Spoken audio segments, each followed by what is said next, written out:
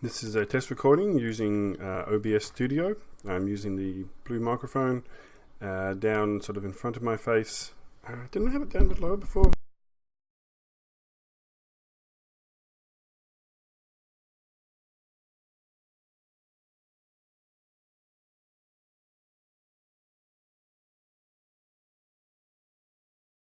Went off for a second then. Better check OBS again. Check. Yeah, it looks good. The fish tank is running in the background, so we'll see how that goes. If it's a bit more out my face would be good. What about something like that? How was that sound? Audio looks pretty good. G'day everyone, and welcome back to HobbitGaming. G'day everyone, Hobbit81 here, and welcome to a brand new series on HobbitGaming. We are having a look at Factorio. I must say that I am new to the game, so please, in advance, excuse any of the horrible mistakes I make. We are running with just a couple of mods here. We have big bags for more storage capacity, and also longer reach. Works well together. And enhanced map colors. I'm not actually sure what that one is. Add something to the minimap. Even distribution allows you to fill up multiple items of the same thing. So for example, the furnaces, you can add a whole lot of coal really quickly. Long reach, as I mentioned, that you reach further. And nanobots, just to help deconstruction and construction, make things run a bit smoother. I have already been playing a game for a while. I've been having a heck of a time with biters, as you can see here. Not exactly my friends. I learned early on that I should have started sooner with defenses and stuff like that. I have finally managed to get a perimeter around my base. For those of you who have not played Factorio before, a quick little overview. Let me just orientate myself for a moment. Factorio is a game where the story is that you have crash landed on a planet and you need to make a rocket ship to get back home again. To do so, you're going to need to make a whole lot of things, and although you can make them, well, most things by hand, it's much easier to actually automate everything. All these machines here we'll have a look at in just a moment. Come down here. Oh, hang on, too far. That's exiting the base. As you can see, I'm also a terrible driver. There we go. Most of your game starts with running into trees. That's not actually a car-friendly place to go. We might actually hop out the car. Stop. Get out of the car and actually pack the car up. Most of the game starts with getting these miners up and running, these electric miners, which mine these raw resources, for example, copper, and up here, that one's, I think, run out, has it? It has actually. Pick these ones up. Iron, and somewhere here, if I zoom out a little bit, I've got a little stone production going here. I can actually collect this and this. I'm getting raw stone and cooked stone to make stone bricks, which are used for the paths and walls. Sorry, stones for the paths and bricks for the walls. Oh, is that also empty? No, that's not empty. Oh, the belt's just full. That's okay. So you get these up and running by providing them with electricity. And in my case, we're using coal, which is being mined from here. We have our turrets to defend us against the bad things in the game. And if you follow the coal along, the coal is being fed into these boilers, which produce steam for the steam engines. Looks like we're starting to run a bit low on the old coal front here. This used to be completely full. And we have walls to protect us against the nasties and these gun turrets, which is quite handy. We have our own weapons down here on the bottom right. This first one is first one in the weapon slot anyway, is added by the nanobots one, and you need to have that one activated to be able to use that. Heading out into the wild here outside of the base. I'm going to zoom out a bit. As you can see, you can zoom out pretty darn far. Oh, they're coming in. They're coming in. That's the enemies in the game. Running towards the turrets. And that's one of their bases over there. Turrets are working pretty good. Let's switch over to nanobots that will actually repair that. I did want to clear out this base because it's way too close to mine. I also want the iron over there on the map, top right hand corner, and I also want the coal there because, as you've seen, the coal down there is running out, and that sort of makes a lot of the game is having to expand. Oh, this is risky. I've got 4 hand grenades left. Can I get in there and oh, I got wrong weapon selected. Shoot. I just wasted most of my grenades then. and I don't have the resources to make more. And it's nighttime. That's great. Nighttime, I don't think they're more active at nighttime. I tend to get attacked more at nighttime, I think, but also it's very dark without having set up lights. Make little lights and put them near your power poles. After getting distracted, those steam engines are making electricity, which power all the machines. The conveyor belts, or just transport belts they call them, don't need power, but all the things like these arms, which are used for grabbing things, these are fast inserters. They grab, in this case, they are grabbing from this belt, which is one belt with two sides, as all belts are. It is grabbing both the raw iron and coal and shoving it into here. And it's turning that into iron plates, is it called? Actually, are they called? They are called... having a mental blank here. Logistics, production. These are different categories of things you can make. They are called iron plates. Yes. I've got a whole lot of copper ones on me at the moment. And I'm currently crafting up a whole heap of ammunition. As you can see, it actually spinning in the bottom left hand corner there. I've told it to make quite a lot, so I'm really low on ammo. Normally, when you start handcrafting a lot of things, you should be going, hang on, I actually should not be handcrafting those. I should be, in fact, automating them. I'll show you some of the automation in a moment. That's some really basic automation. Some more interesting automation would be over here, where we are creating red and green science packs. And these red and green science packs are used to do research. At the moment, I've actually run out of things to research until I can make the next type of science pack, which are quite expensive. They require red advanced circuits, which require plastic bars, which requires petroleum gas, which I have not started on making. I needed to find oil, and I think I did find some, but there's an attack going on over there. I think I did find some over here. No, that's coal. Where did I find the oil? I think oil doesn't actually show up on the map, but I think it was over here somewhere. I really should have put a marker down. Maybe it's here, because that's actually lit up. You know what? Let's actually go for a little drive. Get out of the map. Let's actually pop the car down. And I don't have any gates there, do I? Do I have any gates? Gates are here.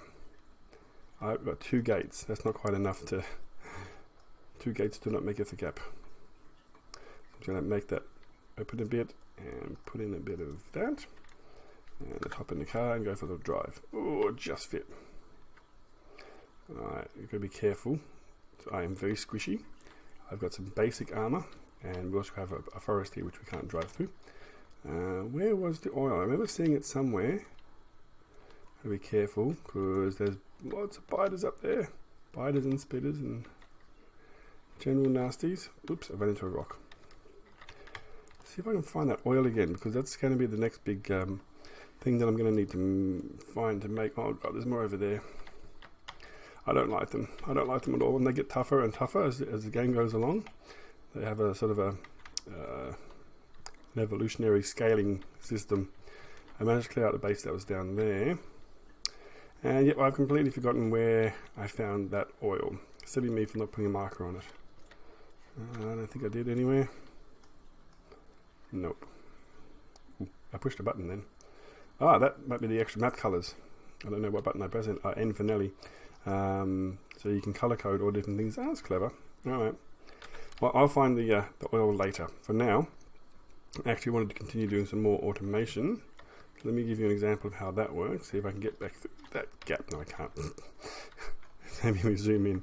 I'm still getting used to all the controls and stuff too, and it's quite easy to lose hours upon hours of your life playing Factorio, because it's very addictive. Let me take you through a process of automation. I'm going to hop out the car here. Remember where I parked it, the bottom green signs.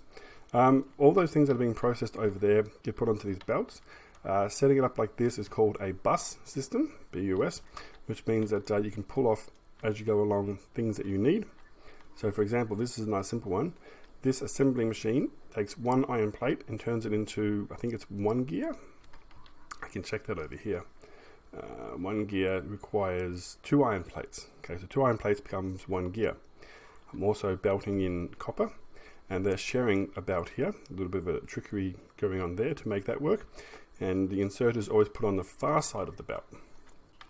These things come along, so we now have the copper plates and the iron gears, which is what this one requires to make red signs.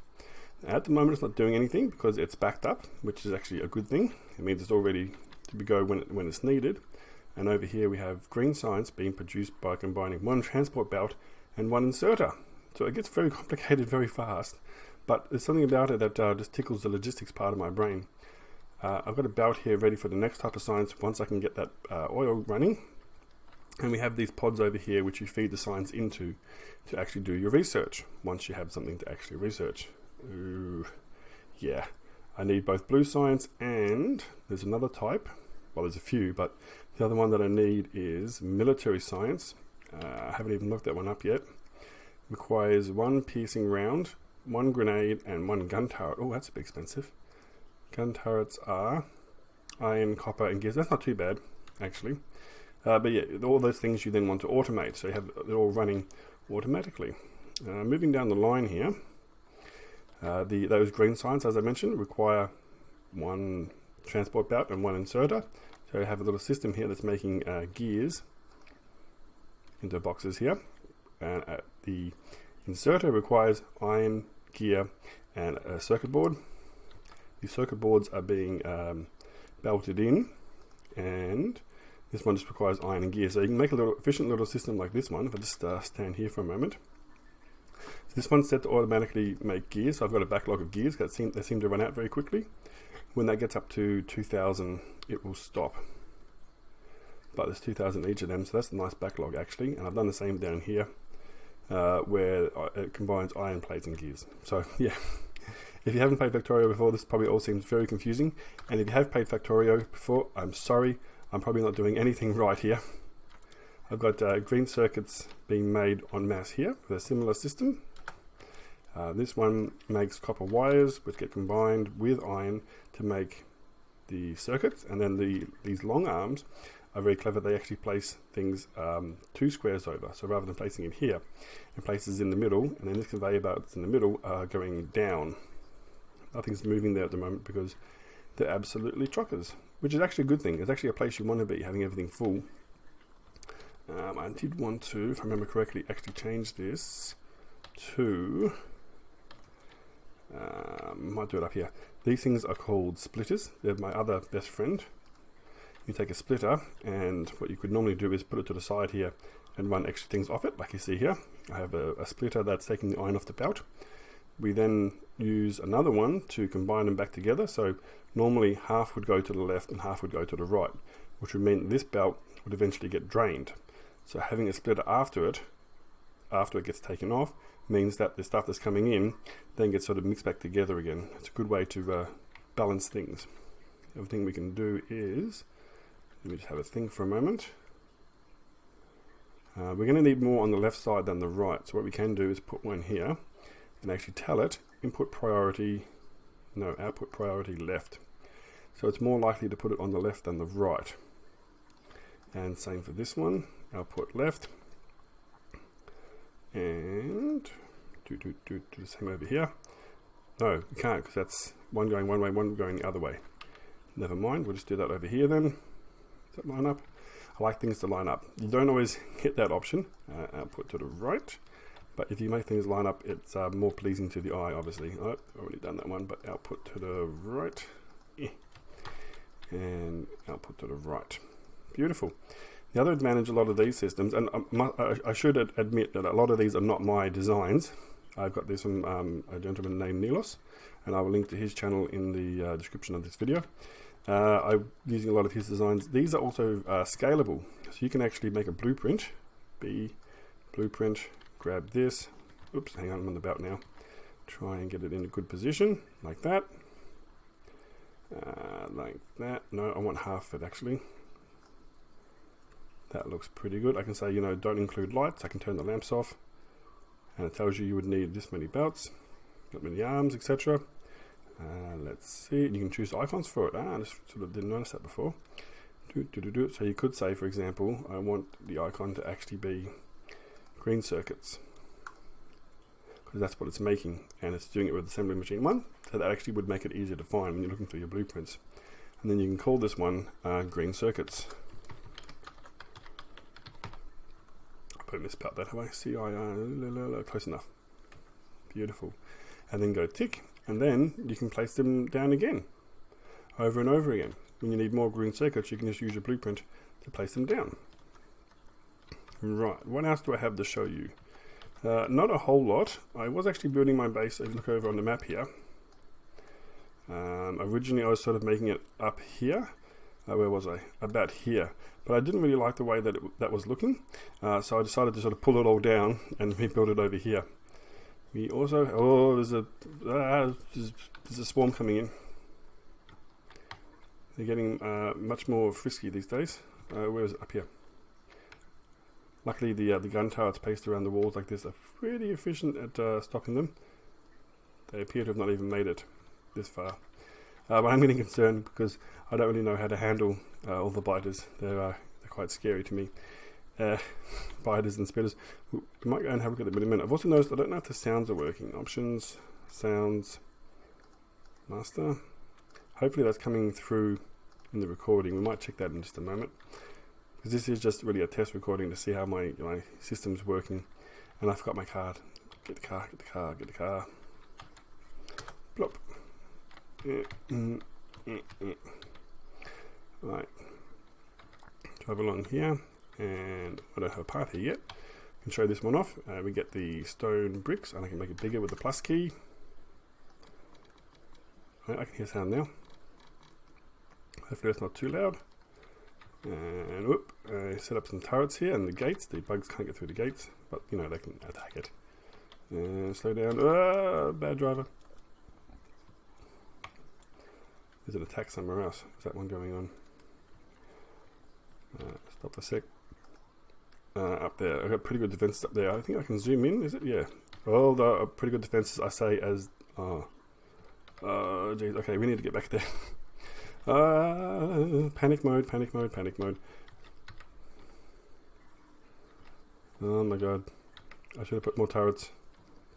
Okay. The reason I'm also using the roads is that it's much faster to travel on the roads. My repair gun just fixes everything. Up here. Go. It's much faster to travel on the roads. So, they just managed to hang on there. Right, top out. I'm going to need to make some more gun turrets over here. 1 and 2. Then we need to open them up and put some ammo in, like they've been making a lot while I've been yammering away. Whew, sorry, I'm still a little bit rattled there. Yeah, I don't like these nasty bugs. I might put a bit of a wall in front of them just to slow them down. I know it's not pretty, but we can make them fix it later. And I'm actually out of walls, but I can make up to 144 more, so I might just bulk make them. So when it's finished making the ammo, which I do want to let it finish making, it'll start making the walls as well, so it doesn't need a queue system. So that should at least help out a little bit there. Oof, jeez. Such a bad driver. Right, what else do we have just for today's episode, just as a bit of an introduction? What I want to do next is not crash into things. Instantly crashed into the pole. I was looking at the turrets then. Actually, I don't need these turrets anymore. This was back when this was as far as my base went, so I might actually pick those up. I'll leave one there because I've got a radar here that the bugs like to attack. Pretend you didn't see that. Right. Next thing I wanted to do is actually set up production of either trying to find that oil, like I said, or set up over here and make a setup like the circuits here that will make, come over here for a moment, all of these things. So the transporter belts, fast transporter belts, underbelts, the fast underground belts, the normal splitters, the fast splitters, all of the types of inserters except the burners. We don't really use them much anymore. They were sort of early game stuff. I've still got 83 of them. Normal inserters, long-handed inserters, fast inserters, they're the ones I use the most of. Filter inserters, stack inserters, and a stack filter inserter. The filtered ones are quite clever because you can say only pick up a certain thing. I was doing that over here. I might show you more attacks. What's going on? They're attacking over there. A little bit of damage already. Jeez. Okay. So, not doing so good here with the map. Get off the map. I was using these filter inserters to sort of pump a bit more coal back into my system. Avoid it. Yes. Ah, no. It's like trying to control a radio-controlled car. That's something I'm also not good at. Also need a lot more lights along here. Light. And I can reach this far because of the long reach mod, which I've upgraded through research. Down here. Let's see. I was using a filter inserter to put that's stone. I need some coal, which you can do by actually pressing F while you're on a conveyor belt, or if it's only on the ground, you can press F to pick it up. So if I grab this one and put coal into it, it tells it to pick up the coal. So the coal that's not getting used by the furnaces can be put back onto the belt. And I've got my coal running in a loop, so it actually goes around the entire base and then back again. I was doing this before, but it was actually draining too much coal out, so I need to find some sort of happy medium. Maybe can I tell you to calm down a bit? Override stack size and say 1. Get out of it. Does that make it any better? What I might do is I might set them up like that on this one and see how they go over a course of a few minutes. Another trick I learnt recently was, let's just do it for all of the iron for now. Come on. 1, 2. Is that if you go, I think it's control left click, and then, no, it must be control right click. There's some way to copy the settings. I can't seem to work it out though. Oh well, let's just set this by hand and say 1, not 21, 1. And set this one to 1, or not, 1, nah.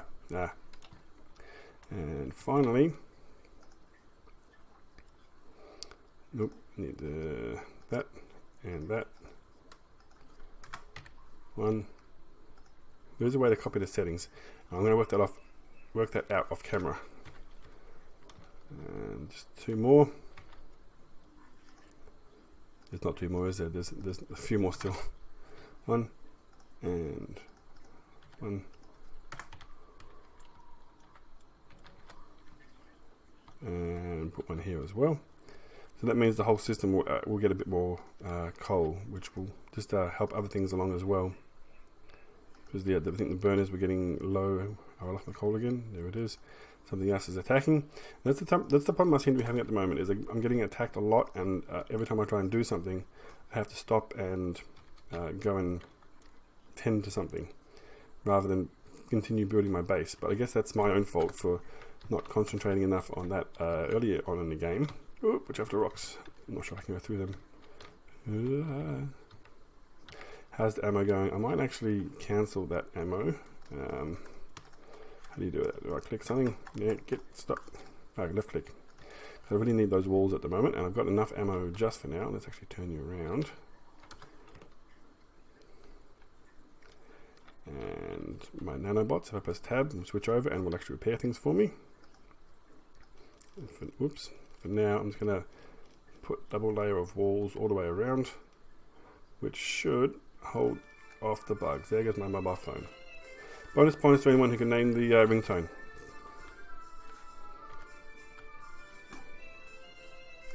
Alright, so now that is a bit better defended, I was going to go back and show what was down in the far right corner. Originally I was having trouble finding stone, which is funny because eventually I found it sort of within the base. Whoop, autosave.